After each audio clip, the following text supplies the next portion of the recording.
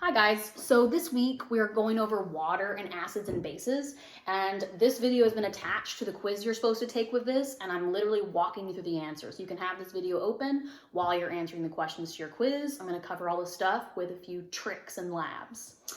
So to start, we're going to talk about water, okay? So water has a lot of special properties, ones you should have seen in my last little video with your assignment 1, but if you hadn't seen it yet, little recap, here's the shape of water. Water has oxygen at the top, on one side and hydrogen's on the other side.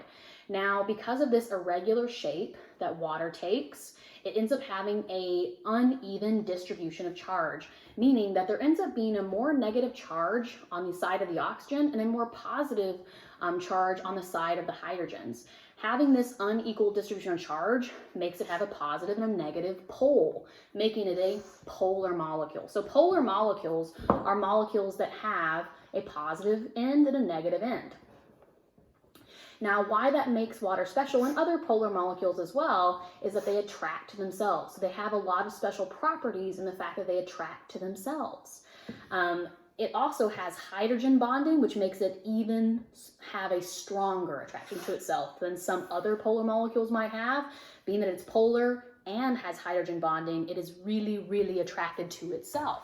So here's some example little molecules that you should have seen in my last video, but if you hadn't yet, they attract to themselves. So the positive side of the hydrogens, the white side, is attracted to the negative oxygen side because positive attracts negative, and they're very, very attracted to themselves.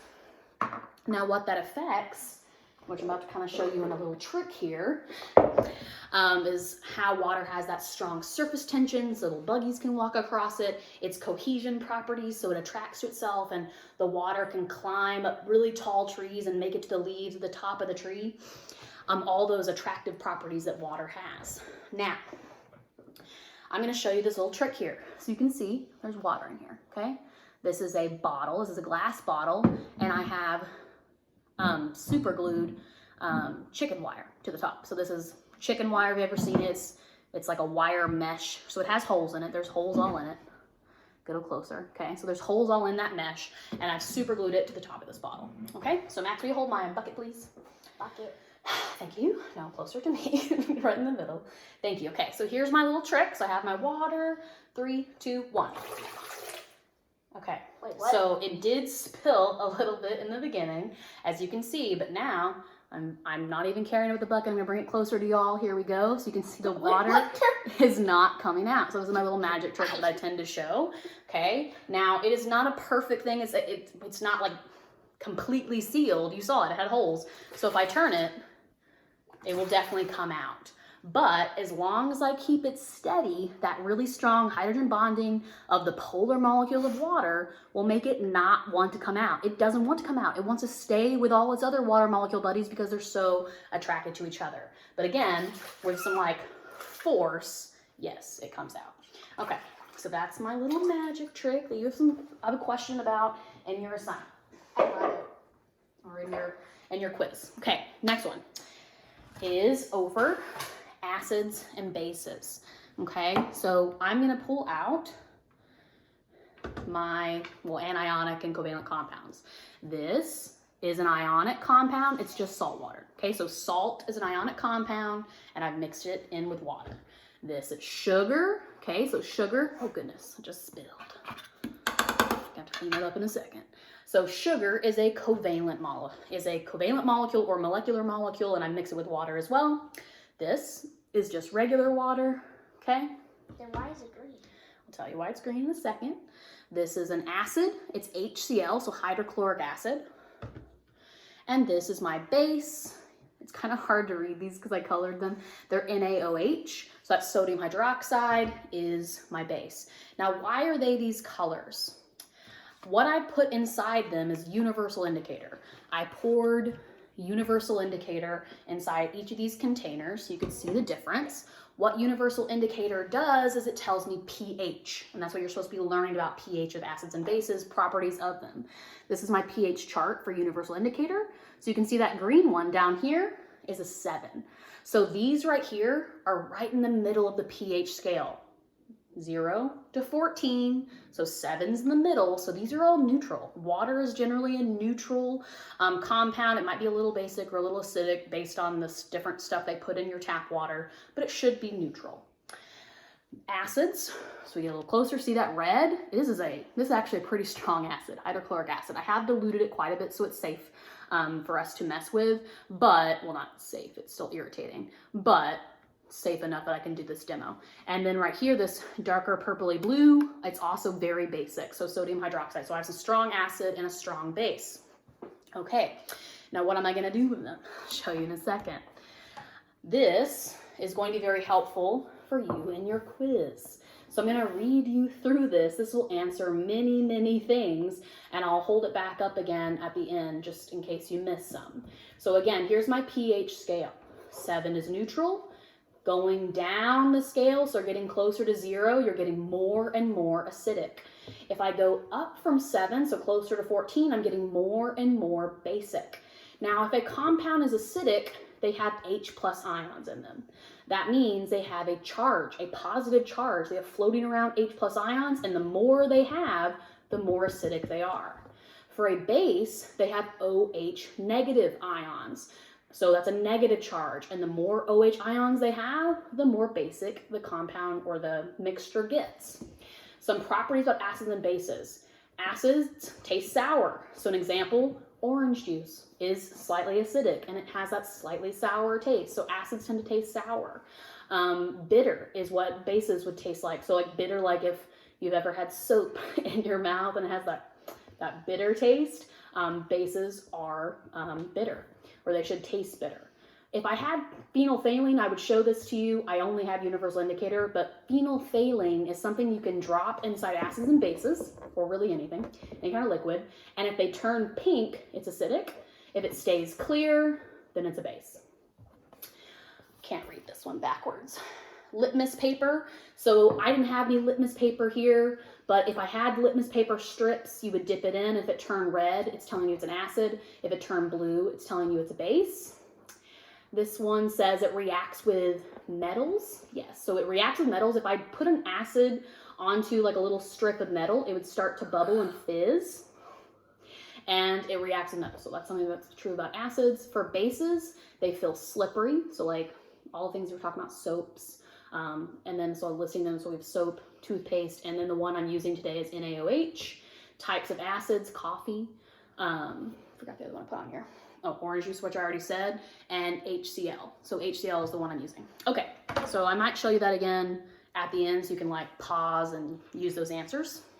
But here's my little trick, and something that I'm gonna ask you in your quiz is which ones are electrolytes. So this is my little light bulb. It has an electrode on it, and it has a positive and a negative charge. So if I put it into something with a charge, then it's like, say if I put it in with something with a positive, then it will go to the negative and make that circuit loop, and it's gonna light up the light bulb. So let's find out what can light up the light bulb. So first, I'm gonna try this ionic compound, okay? So an ionic compound, this is salt water. I'm gonna put it in there. It's very bright. Okay, so you can see that's definitely working. Only reason I have water out is to clean it in between. So I'm gonna kind of clean it in between with my pure water. Now I'm gonna try sugar water. So this is a covalent molecular compound. No, there is no charges. So kind of why? Ionic compounds is a metal and a non-metal. Metals are positive, where they make positive ions. Non-metals make negative ions. So this has a positive and negative side, kind of like a polar molecule. So it has that positive negative charge, lights up the light bulb.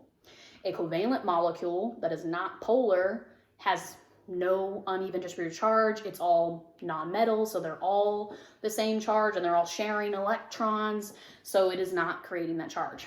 Now let's try our acid and a base. So here's my HCl. Okay. Whoa, okay. Kind of bright. I would not say it's as bright as the salt water, so as the ionic compound, but it lit up the light bulb. And now for the base. That's dim. It is dim. I don't think I put as much base in here maybe, but it is still definitely lighting up the light bulb. So again, back to the order of how it lit up. My ionic was the brightest, then the acids and the bases. Covalent molecular did not light it up. So the question that I'll ask you is, are acids and bases electrolytes? Yes, yes they are. Okay, and that proved it. So now, last little bit is something that you'll finish learning about next week, is going to be on neutralization reactions. So if you've noticed, these are red and like that dark bluey purpley color, my acid and my base. Now when I neutralize a reaction, is just like it sounds, I'm going to make them become neutral. So remember, on my acid-base scale, neutral is in the middle. Acids were down here, bases were up here. How can I neutralize the two? Well, if I mix an acid and a base, so here's my acid, HCl, here's my base, NaOH. If I mix them together, they should create a salt, in this case, like regular salt, NaCl, the kind that we eat, but any kind of salt, and water, both of which are neutral. And if we were looking at our colors before, the neutral that I was just using was green with the universal indicator. Bases turn a bluey purple, and acids turn a red. So if I show you me mixing them, you should see them go from red and blue. Then when I mix them, they go to green, okay? So I'm going to put in my little petri dish here, I'm gonna put some acid. So some of that HCl, put a little bit of that. Still red even whenever it's put out of the cup. Well, yeah, because I colored it red with the universal indicator. So let's bring y'all closer so y'all can see this. Okay. So here we are. So you should be able to see that pink color there, okay? And now I'll show you how like the purple looks next to it. So it is a little lighter, but you can see it. Now when I mix the base into the acid, we should start to see a color change. Okay, so it's getting a little more purple. I'm gonna stir it. Like magenta. But I don't want it to be purple. Whoa. So now I think I added a little too much. Maybe I need a little more acid. Okay, now I have too much acid. It's pink now. No. Oh, there we go. Having that green color, okay. Now, there is definitely a way to make that way more specific, like having the perfect amount. But I was just trying to quickly show you. If you mix an acid and a base, you should be able to have them neutralize each other if you use the right amount of each one. Now, just before we cut out, Max had a little experiment that he did. He put drops of water on a penny, and then he put drops of alcohol, so rubbing alcohol on a penny. And what'd you get, Max?